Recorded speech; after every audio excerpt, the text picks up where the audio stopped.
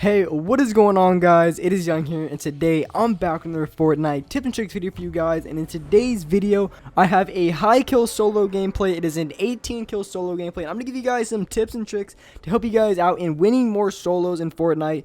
And before we get into the video, if you guys could, make sure to drop a like on this video. Make sure to subscribe to the channel if you haven't already. Turn on my notifications so you're notified for every single new video.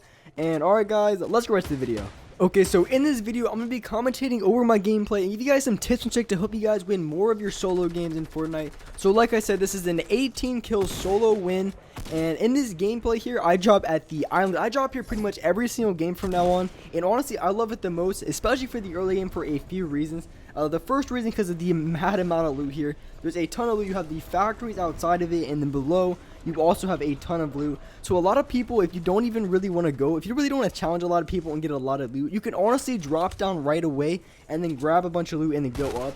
Or maybe not even challenge them, maybe use the island to go to a different location. But there is a ton of loot all around the bottom and the top of the island. I would always recommend this location if you want to go for a high kill win, and for a few reasons, because you can go straight from the island, the amount of loot, and for some tips to help you guys out when you go to the island. Just to help you guys out, if you land kind of in the middle on top, I guarantee you're going to get screwed over every single time. So what you want to do is when you land, or anytime you're on top of it, because in the early game you're not going to have a lot of mats. There isn't a ton of mats here, but it really doesn't matter too much. But when you're on the top, you always want to stay along the edges. And the reason is, so in case you get shot up, in case you get stuck in a bad position, you're going to be able to just jump off right away and not take too much damage at all. Because I guarantee if you're in the middle of the island, or you're not really close to the edge where you can jump off right away, I guarantee with no mats you're going to be done 9 times out of 10 if you get shot at. You pretty much have to challenge that gunfight no matter what, and if they get a tag on you first and you have no shield, I guarantee you guys are probably going to be losing that gunfight. So the best way to counter that is just go around the edges, and I do this all the time, is maybe I'll grab a gun if I don't see anybody. I'm not going to risk it because someone could land on top of the house and I probably wouldn't hear him. So what I would do is I would just go along the edges, and I'll kind of just fly around the edges, and the second I would see someone go inside or kind of inland on the island, then that's when I would jump up and then I would try to go for the kill then. Because I guarantee every time you get a shot off on a player, the first thing they're gonna do is try to run away. So if you're going for a player that's kind of a little bit inland or far enough where you can get enough tags on them where they can't get away, then that is when you want to go for a challenge. So when you're coming to the island, unless nobody lands here, because there's usually a good amount of people who come here, and not as much when it first came out, but there's still, I would say, at least you can find maybe like 7 or 8 people drop here. So you can usually pick off maybe 3 or 4 kills pretty much every single game. In this game, I was able to walk out with 6 kills. I'm about to drop down right on top of a guy. Unfortunately, I wasn't able to get to that player before he got killed. But I came in for the easy third party to land right next to this guy, and I'm going to pump him in the back of the head. Easy kill. And that's the thing. On my perspective, that's a really good play. But when you're coming to this location, you have to be careful of other players doing that as well. But I'm going to stay at the bottom because I don't want to push out at all, because I really only had maybe 150 mats. So if this guy's just spraying with his AR, he's going to drain through my mats instantly. So here I'm just boxing myself in at the bottom. I really don't want to push out too much. So I'm trying to go for a little window shot, a little peek shot at all. I got one tag on him. He was white, and he just pulled out a minigun. So I always wanted to challenge right away. Usually I would just go for the quick shot, and then I would close my edit so they can't get a shot back at me. If the guy's just going to pull out a minigun and just spray automatically, I might as well just try to go for the finish on the guy. So I got the kill on him, and I walk out of here with 7 kills. And like every single game, for pretty much every single game, I'll hit the island and then immediately go tilted towers, because those are the 2 biggest drops in Fortnite. Except for, of course, the first drop off the bus. Like if the bus goes immediately from like Pleasant to, I'd say, Paradise. Of course, there's going to be a lot of people at Pleasant. But I always try to push tilted towers right after here, because I'm going to get at least a few kills off here. And if I push tilted towers fast enough, I'm going to be able to get a few kills there as well. So I'm eventually going to be walking out with tilted towers with 7, 8, or even 9 kills. Possibly even more depending on how fast I play or how many kills I'm going to be able to get. But you can usually walk out with a good amount of kills. And as you can see, I'm with 7 kills and 40 people left. So there is a ton of other players left for me to drop a really high kill game this game. So of course I'm playing very fast. I come down here, got this guy with the pumpkin launcher. I didn't see other players as I was coming down, but I'm still being careful because I know there's going to be other players in here as well.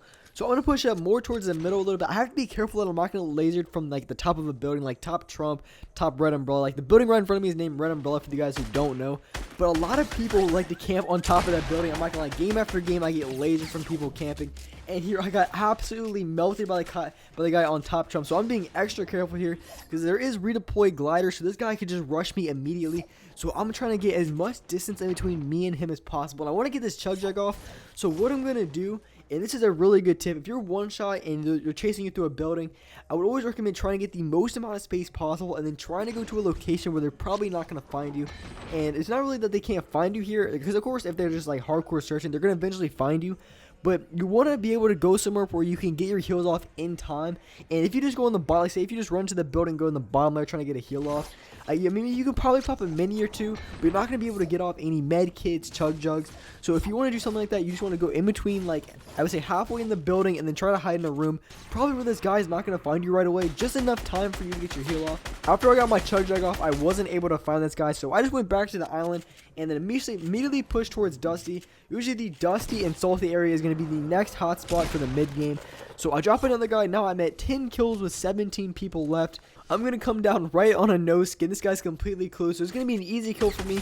Just drop down, melt this guy. He has no clue what he's doing. So now there's going to be 11 kills with 13 people left. So this could be possibly a 20 kill game if I move fast enough. The next location is probably going to be retail where we're going to find players. The next player is going to be hiding behind this truck with a minigun. So sad. So this guy is spraying the mess out of me. So the best thing I can do is get my pumpkin launcher off, because when it comes to people with the miniguns, it's just best if you have a grenade launcher, try to get a shot on them. Because a lot of times the people using the miniguns are just complete noobs and they're standing still.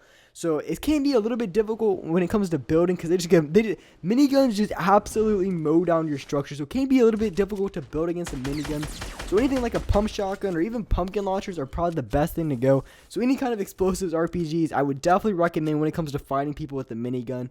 And also, just a side note, I believe Epic made an announcement. I think they said that they're redeploying glider, so just gliding in the game, I think they made it permanent. I could be wrong on this, but I'm pretty sure I saw a tweet or something like this that they were going to make this permanent, which honestly I'm kind of excited about, because I really liked how fast-paced this game is now. I'm able to drop high kills consistently every single game, just because I'm able to move around the map so quickly. And also another really good thing is I'm able to play solo squads or even clutch up in a squad game a lot more, because you always have those teams are going to be absolute toxic. You know, have two guys with the SCAR, two guys with the P90 just mowing down your structures and just spraying you. And just being able to get away from that gunfight is really, really important and really helpful. So this redeploying glider thing, I really enjoyed it in the game. I think it's a really good function, and I'm glad they keep it in the game. So with the two people fighting right there, there was a very important reason where I went for the guy on top, because first of all, this guy on the top looked like he was winning the gunfight, and on top of that, he was on the high ground, which means after I win this gunfight on this guy, if I can kill him quick enough, I'm going to have high ground on the guy he's shooting at. And that's really, really important, because if I would have third-partied the guy on low, and then immediately after that, the guy on top, the guy I just killed right now, he would have been lasering me the exact same way. Just going for that third party on the guy who has the advantage, the guy on the high ground, is definitely the way to go, and the reason I'm able to get that quick kill and to put myself in a really good position against other players that I'm going to be fighting. So I was able to get those initial few tags on the guy right here, and this guy is just spraying the mess out of me with his launcher. So I want to be really, really careful not to get tagged by that launcher, because it's going to do a massive amount of damage. So I waited for him to shoot all of his shots and wait for him to get on that reload timer. And the second he was on the reload timer, that's when I wanted to push, and that's when I did. But if I didn't, I pretty much would have to be forced to sit down low. Otherwise, this guy would keep spamming his grenade launcher, because if I would have tried to push out after he got that reload off, he would just mowed me down time after time again every single time I would have tried to build up. So making the push on players that have to reload is a really good tip, and I suggest you guys try it out if you guys don't already do this in your gameplay. So pushing people when they're reloading is another really good thing. And I would say the best thing about this is people with the grenade launcher, because you know people spam with it. And same thing with their assault rifle, they just keep spraying and spraying and spraying. So as soon as they're done spraying, they have to reload. That is when you want to push really, really hard. That's when you play. That's when you want to play the most aggressive in your fights, is when they're reloading, when they're low, and when they're running out of mass. Those are the 3 times in build fights or in gunfights in general where you want to play the most aggressive. So I accidentally placed the wall above me. So what I did, I just built walls around and immediately threw in traps. He threw a trap in behind me, I believe, but I already had my walls up and had my traps down, so I was gonna get the kill on that guy unless that guy just happened to one-tap me with his shotgun, which would have been really, really unfortunate, but it could have happened. And one other thing, I think the zombies in Fortnite are going to be going away pretty quick, so if you guys are watching this and the zombies aren't in the game, all of these tips still apply. Everything in this video still applies. It just happens to be zombies. The zombies are super, super annoying, and one thing that comes good with it, at least a lot of noobs, just like this guy, I was able to catch him completely distracted by a zombie. Because you just have a lot of players who are just shooting at zombies, not really paying attention too much. And you can get a lot of really good tags and a lot of easy kills on players like this. And the last guy is a DJ Llama, and this guy's just camping in the restroom for whatever reason. So I'm going to throw a pumpkin launcher in there. I'm going to wait for him to push out and get the kill on this guy. I don't know if it's just me, but every single DJ llama that I've ever ran into has been the biggest bot that I've ever seen. And I feel like it's just a skin that a lot of new players use. But anyways, guys, that's all for this video. Hope you guys liked this video. Hope you guys enjoyed it. If you did, make sure to drop a like in this video. Make sure to subscribe to the channel. Turn on my notifications so you're notified for every single new video. And alright, guys, I will see you in the next video.